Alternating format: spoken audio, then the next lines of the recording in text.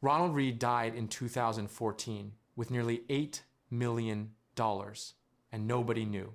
Not his children, not his coworkers, not the people at the diner where he ate for 40 years. But here's the part the CNBC article buries in the fourth paragraph.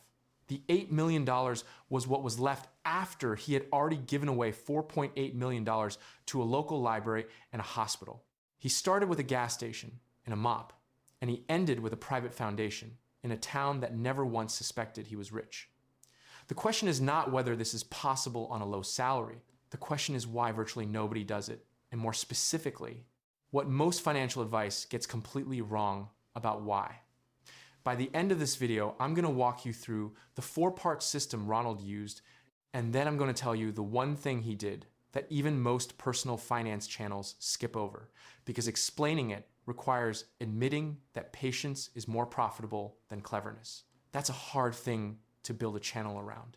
By the way, I built a free early retirement calculator because most online ones are mathematically wrong. They ignore sequence of returns risk and don't account for realistic inflation drag.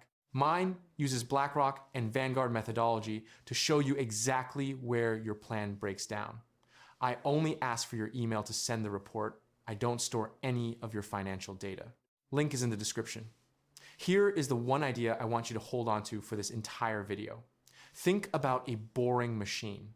Not a machine that makes noise, not a machine people compliment. A boring machine is the kind that sits in the corner of your garage, runs quietly, and every single morning drops a few dollars into a bucket. You never see it working. Nobody looking at your life from the outside would suspect you have one. Your neighbors assume you're struggling. Then one day you open the garage and the bucket has $8 million in it. Ronald Read had a boring machine. Your friend who makes $700,000 a year and has less than $50,000 in savings, he bought parts that look like a machine. Nothing actually runs. I'm going to spend the next 20 minutes explaining the difference between those two people because it is not what you think it is. In a few minutes, I'm going to show you a number that will make you rethink every financial decision you made in your 30s. But first, let me explain why the thing you think is holding you back, your salary, is actually the least important variable in this equation. Picture a high school history teacher named Gerald. He's in Ohio, makes $46,000 a year, brings his lunch to work every single day, not because he's weird about food, but because he ran the math once and realized the average American spends somewhere around $3,200 per year eating out at lunch. Gerald drives a 12-year-old Subaru. He gets mildly ribbed about it at department meetings by the vice principal who parks a BMW in the faculty lot.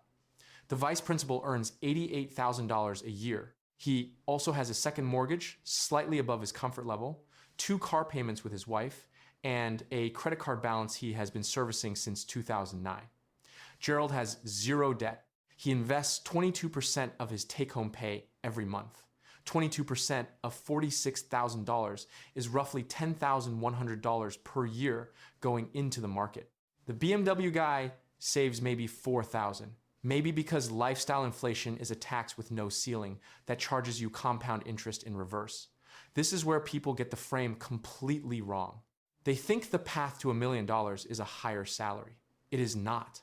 The path to $1 million is the gap between what you earn and what you spend multiplied by time.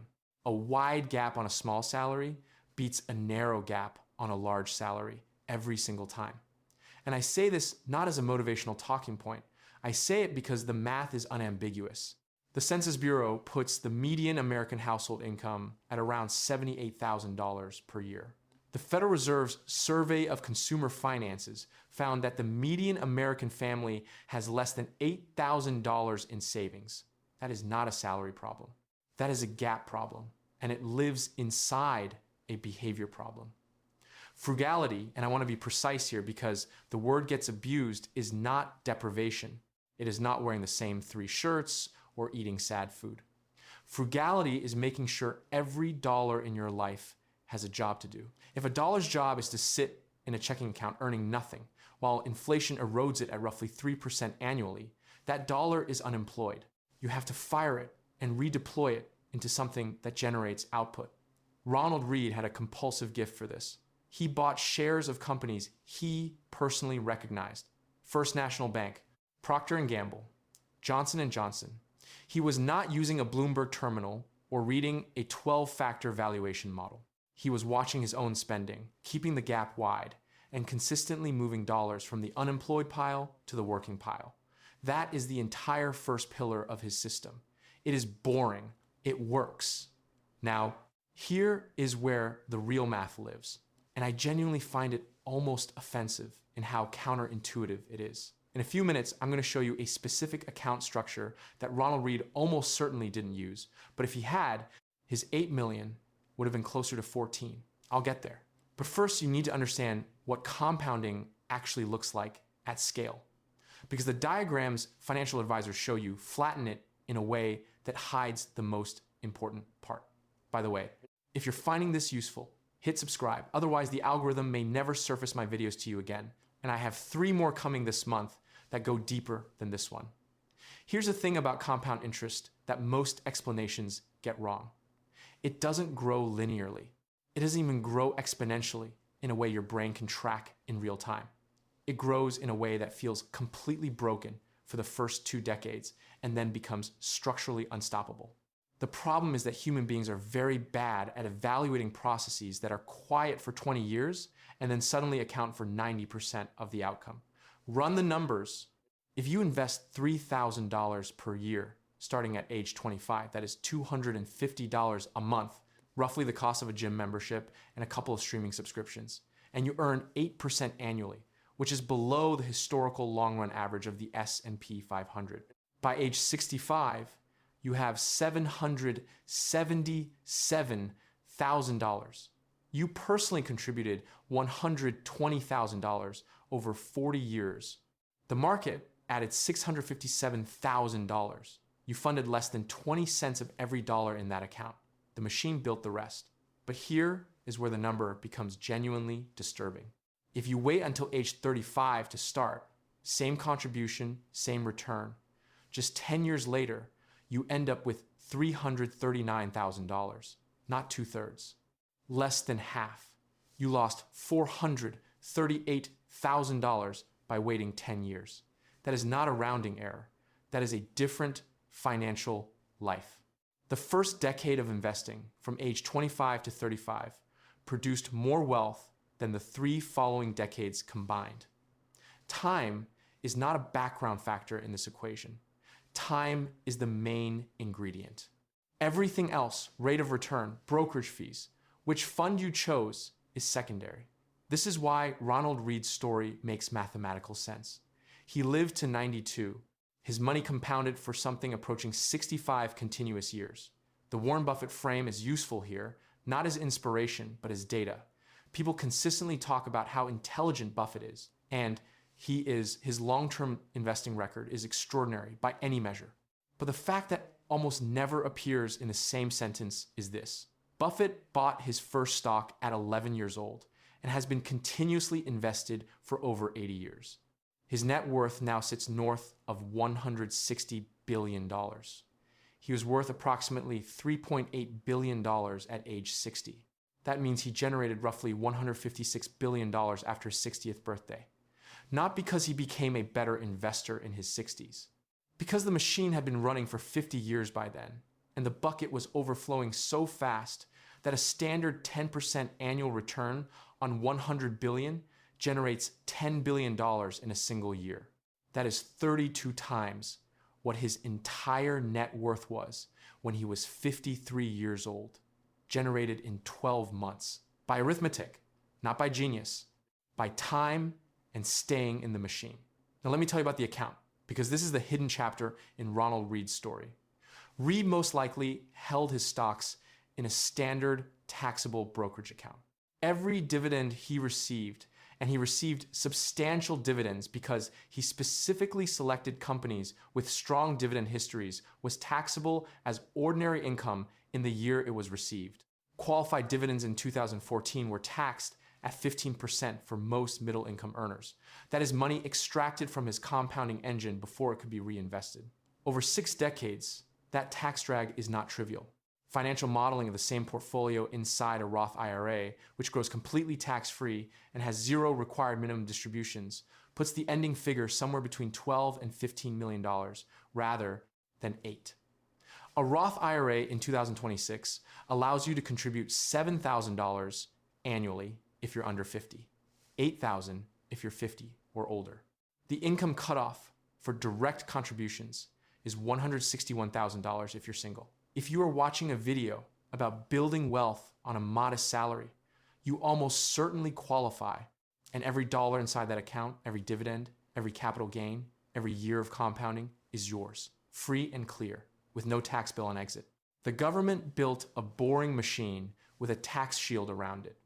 Most people are too busy watching cryptocurrency prices to set it up. I want to introduce someone I'll come back to throughout the rest of this video. His name is Marcus. He's 34, works as a hospital security guard in Atlanta, earns $48,000 per year. He has a 401k at work with a 3% employer match. He contributes 4% himself, capturing the full match, so effectively 7% of his salary is going into the market annually. That's $3,360 of his money plus $1,440 of free employer money for $4,800 total going into investments every year. He also has a high-yield savings account earning 4% where he keeps 5 months of expenses as an emergency fund. He does not touch this money. It is infrastructure, not savings. Its job is to make sure he never has to sell investments at the wrong time. I'll show you exactly where Marcus ends up by the end of this video. Sit with that for now. Here is where the income side enters the equation. Because frugality gets you the gap, compounding makes the gap grow. But there's a third dimension that the millionaires who started with low salaries figured out quietly while everyone else was waiting for a promotion. Tom Corley spent 5 years studying the daily habits of 233 self-made millionaires for his book Rich Habits. 65% of them maintained 3 or more distinct income streams. 45% had 4, 29% had 5 or more. This is not a coincidence, and it is not just about the additional dollars. Multiple income streams create a structural advantage that changes the entire math of wealth building. Here's how to think about it through the lens of Ronald Reed. Stream 1 was earned income, his salary as a gas station attendant and later a janitor. Not impressive by itself. Then he built Stream 2, dividend income.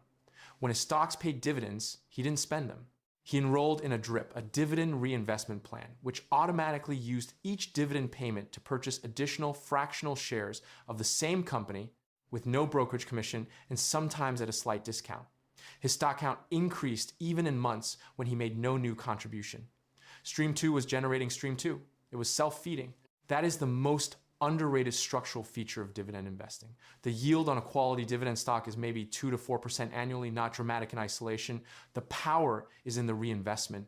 You buy shares that pay dividends. The dividends buy more shares. Those shares pay more dividends.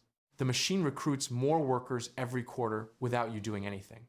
Stream 3 is where most people at Marcus's salary level have untapped potential, sitting completely idle.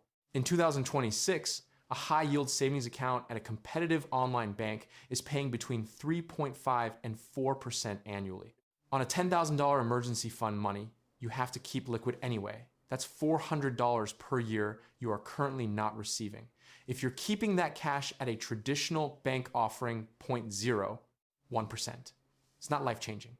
But over 10 years, with that interest compounding, it's more than $4,900 generated from money that was already sitting somewhere.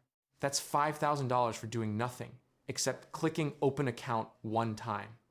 Most people don't do it because the amount seems small. But this is exactly the psychology that keeps the boring machine from running dismissing small inputs, because you can't see how they stack. Stream 4 rental income gets dismissed by people on lower salaries as something that requires capital they don't have. But there's an entry-level version that requires only the home or apartment you already live in. In Atlanta, where Marcus lives, a spare room commands between $600 and $1,200 per month on average. That's $7,200 to $14,400 per year. $14,400 is 30% of Marcus's entire salary coming from a resource he already paid for. Not every situation allows for a roommate, but for a surprising number of people, the reason it doesn't happen is that they haven't considered it, not that it's structurally impossible. The fifth stream is side income, and I want to be specific here because this is where bad advice proliferates fastest. I am not going to tell you to start a dropshipping store or sell a course about your morning routine. That is not how it works for most people. And promising otherwise is what makes financial content on the internet largely useless. Here is what actually works and why. If you have spent years developing a specific skill inside a job security protocols, patient interaction procedure, logistics management, equipment maintenance, someone will pay for access to that knowledge in an advisory or training context. According to the Bureau of Labor Statistics, self-employed individuals working part-time in knowledge-based service roles earn a median of between $15,000 and $22,000 annually above their primary income. Not everyone reaches that level, but the ones who do are not unusually talented. They are the ones who packaged an existing skill and offered it to a new audience. The income does not require a new identity. It requires one extra offer made to the right person. 2 streams, 3 streams. The compounding math becomes almost unrecognizable. But here is the reversal I've been building toward, and I want to say it directly. You believe your income level is the obstacle. I hear this from people earning $45,000, and I hear it from people earning $200,000. It is almost never the real problem. The actual problem is that you have one stream feeding one pile of expenses, and the stream is not growing faster than the pile. Multiple income streams don't fix bad spending habits, but they do the one thing a single salary cannot. They create a structural buffer against the single biggest destroyer of long-term wealth, which is forced selling. Here's what forced selling looks like and why it matters more than almost anything else in this conversation. The stock market drops. Sometimes it drops severely. In 2008, the S&P 500 fell 56% from peak to trough. In 2020, it dropped 34% in 33 days. In 2022, it fell 19%. Every single one of those moments was a test of one question: can you afford not to sell? If you only have one income stream and you lose your job during a market downturn, or you face a medical bill, a car repair, a family emergency, you may be forced to liquidate investments at exactly the wrong moment. You lock in the loss permanently. The market recovers. Your account does not, because you are no longer in it. That is not a market problem. That is a structure problem. Ronald Read never sold a position. That is documented. The stocks he purchased in the 1970s and 80s, he held until his death. Not because he was some Zen master of emotional regulation, because his expenses were modest enough and his dividend income was substantial enough that he never needed to pull from the machine. He let it run. The machine ran. In 2023, Vanguard analyzed the behavior and outcomes of roughly 900,000 retirement accounts over a 30-year period. The top performing accounts, the ones in the 95th percentile, did not belong to the most sophisticated investors. They did not belong to the most active traders. They belonged overwhelmingly to accounts that had been essentially untouched. Some belonged to people who had forgotten their login credentials. A meaningful subset literally belonged to people who had died and whose estates had not yet claimed the assets. The dead investors outperformed the living ones. Because the dead investors never panicked, they never moved to cash in October 2008. They never rebalanced out of fear. They never had a clever strategy at all. They simply did not sell. That is simultaneously the funniest and the most important fact in personal finance. I optimized my allocation using a proprietary 12-factor momentum model. The guy who forgot his password 2011, $800,000. Cool. Now let me close the loop on Marcus, because I told you I would, and this is where the numbers become real. Marcus at 34 is putting $4,800 per year into his 401k through the employer match structure.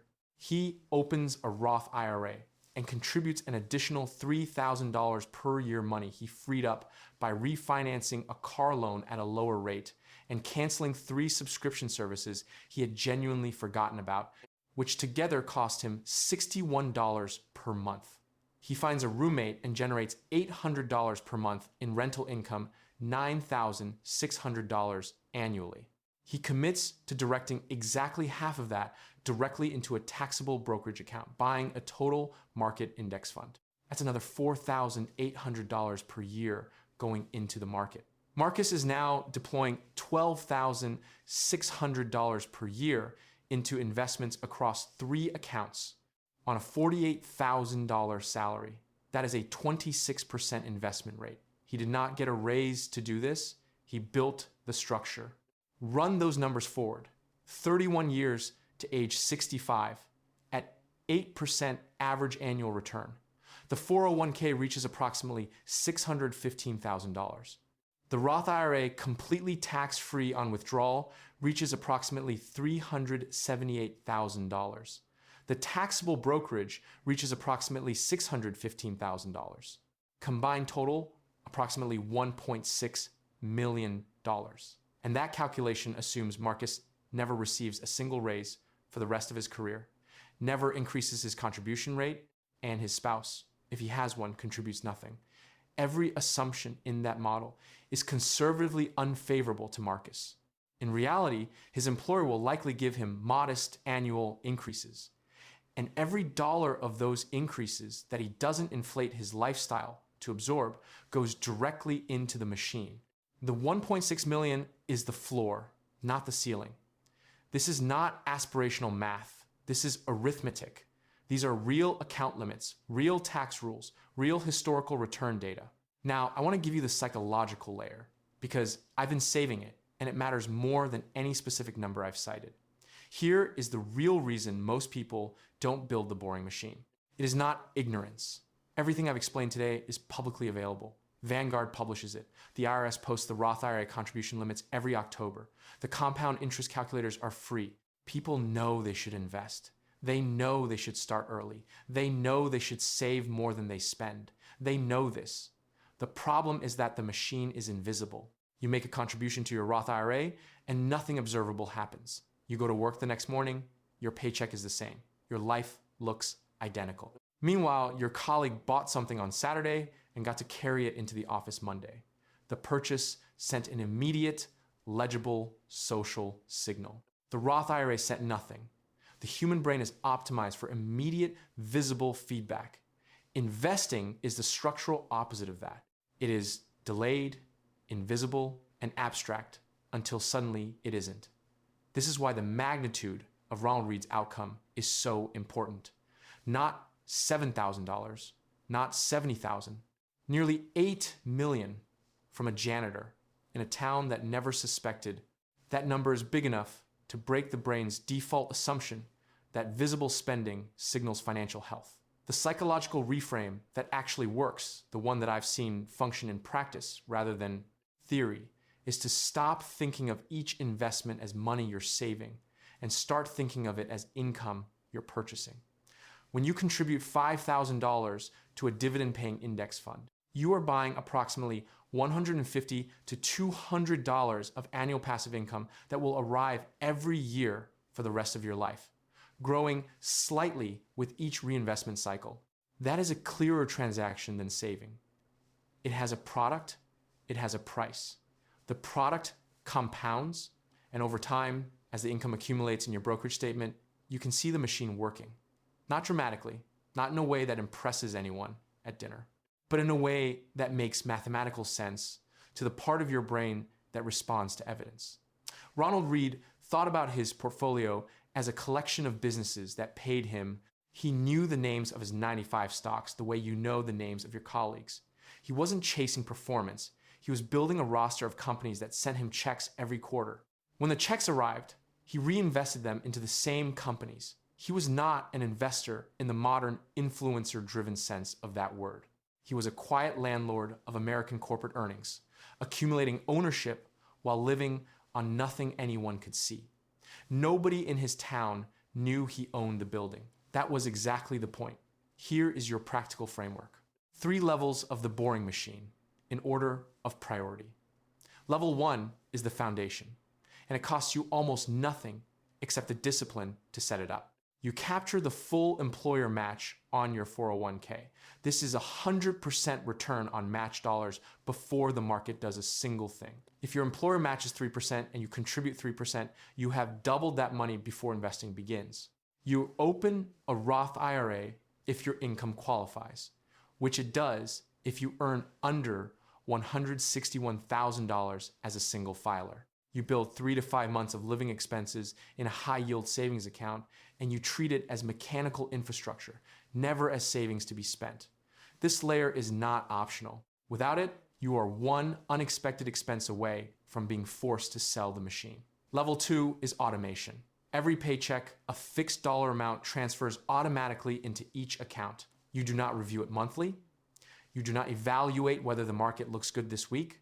Vanguard's own behavioral research shows that investors who review their portfolios annually produce meaningfully better returns than those who check monthly, because the monthly reviewers make emotionally driven adjustments and the annual reviewers don't. Automation removes the human variable, and the human variable is almost always the most expensive thing in the portfolio. Level 3 is the fuel. You build one additional income stream, any stream, starting with whatever your existing skills support, and you direct at least half of the net income directly into the machine.